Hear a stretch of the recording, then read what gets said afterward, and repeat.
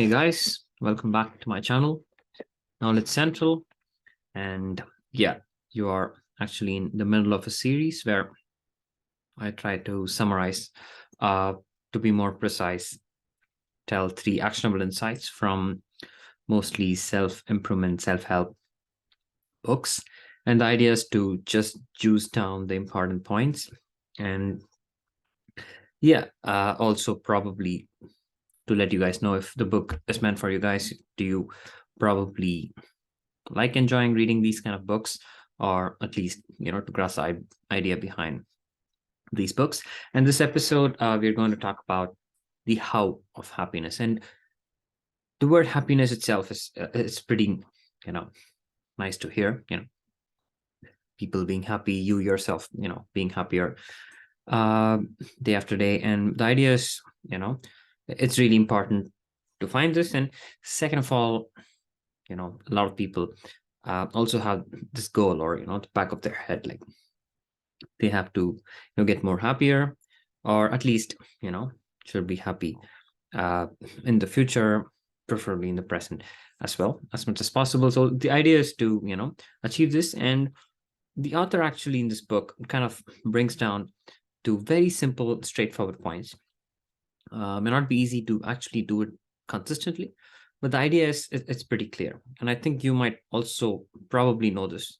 So yeah, without wasting any time, let's jump into this book and the gist of actionable insight. And before that, as I always do, I'm going to start with the favorite quote from the author. So it goes like, happiness is not something to find outside. And uh, the author actually mentions that it's not possible to find outside, because the idea is it should come from within, right?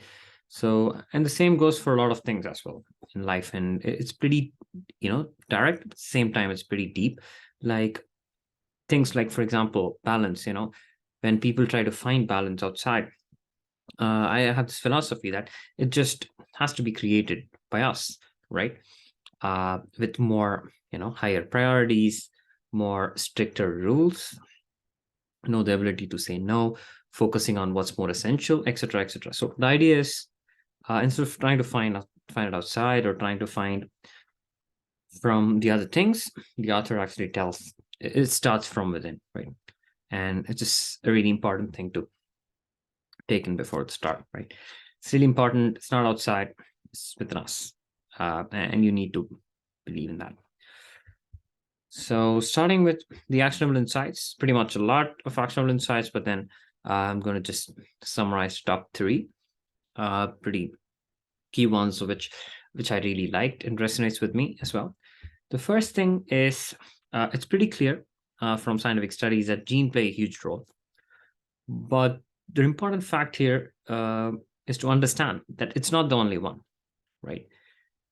Literally, our brain, especially our neurons, can be rewired and it can be changed. So the author kind of puts high focus on thoughts, and they are really important in order to kind of make us how we feel, how happy we are, how we take things, the mindset. So it's really important to focus on our thoughts and try to have as positive thoughts as possible.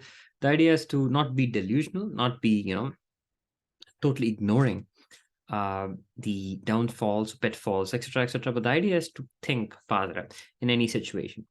Like, let it be things you can control or not control. The idea is to just have a positive mindset, right? That things are going to go well, things are going to improve, right?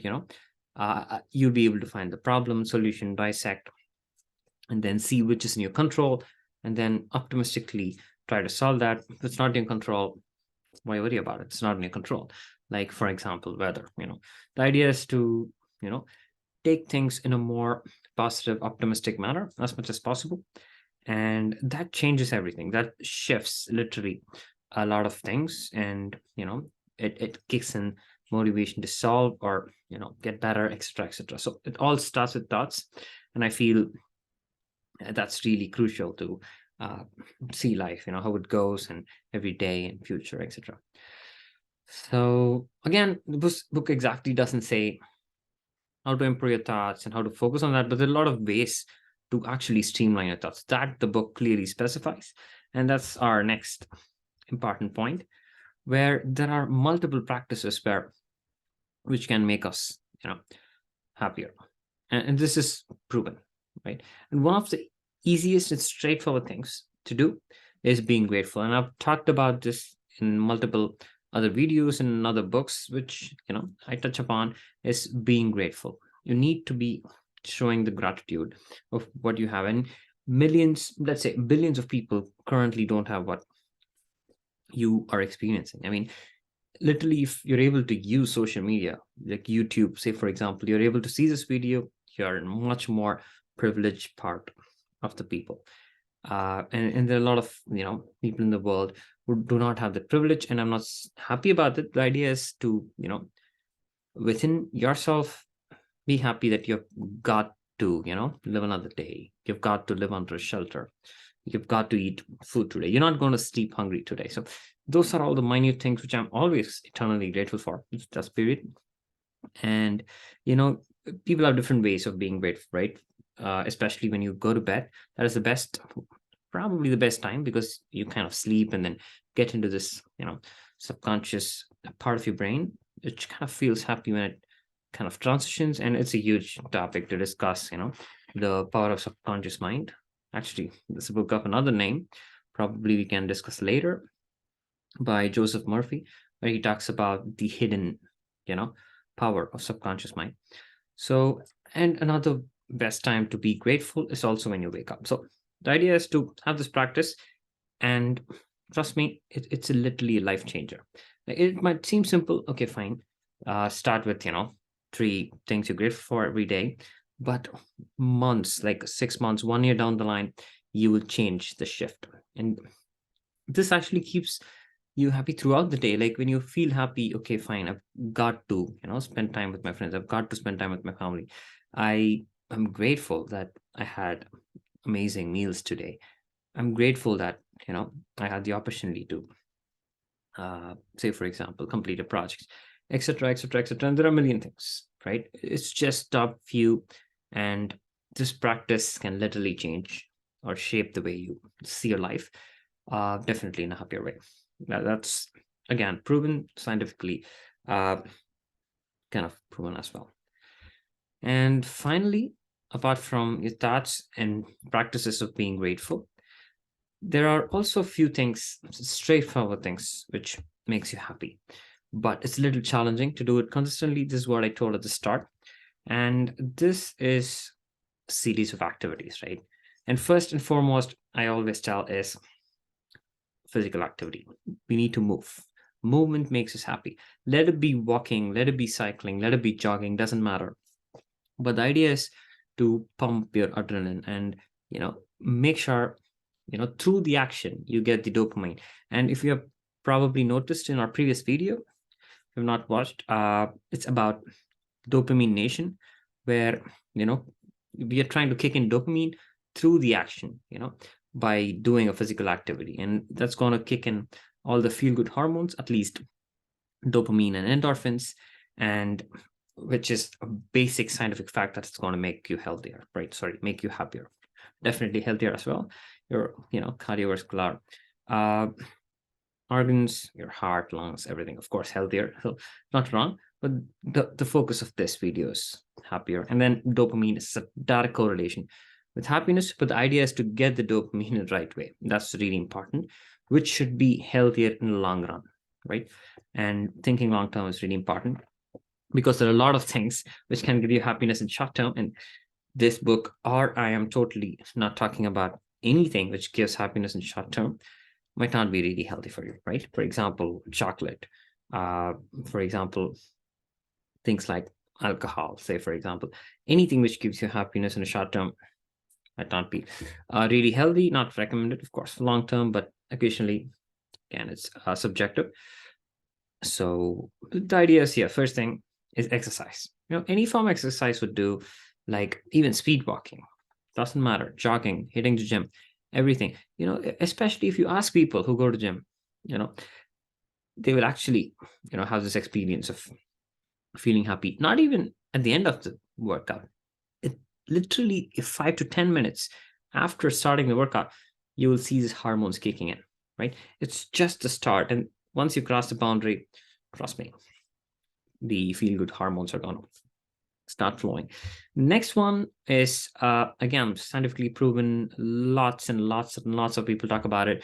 Meditation, being mindful. It can be in different ways, of course. It can be guided meditation. It can be, taking a walk close to a beach, trying to just watch your breath for 5 to 10 minutes at the start, of course. And then I know people who meditate for hours. I know people who, meditate when they travel, any fixed amount of time. I do it a short amount of time.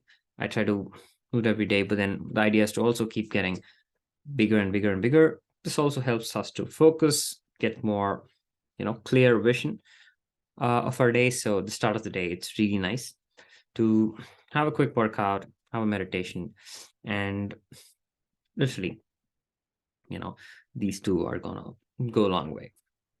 So the idea is to, have positive thoughts, get a practice, get a routine, be grateful, and then include exercises for your physical and your mental health. That's it, right? It sounds easy, but again, I've talked to a few of my friends, I've talked to a few of people. Everybody knows what to do, right? Everybody also knows how to do. And when you think about how, it's also really important to understand that that's also a little challenging because people know what to do, but how do you get that into your life? Again, books like Atomic Habits and Four Disciplines of Execution exactly pinpoint how your brain works. Our human brain is pretty lazy. It's going to take shortcut. It's going to try to say, you know, try to, be in a comfortable zone. Don't do something which is going to strain you.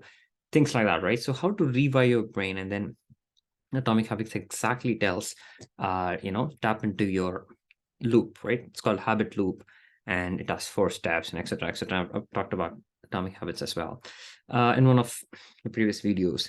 So the idea is to, try to put everything together to get this practice on, discipline, consistency, and trust me, even within a few weeks down the line, I expect to have a really high impact on your happiness level, to be more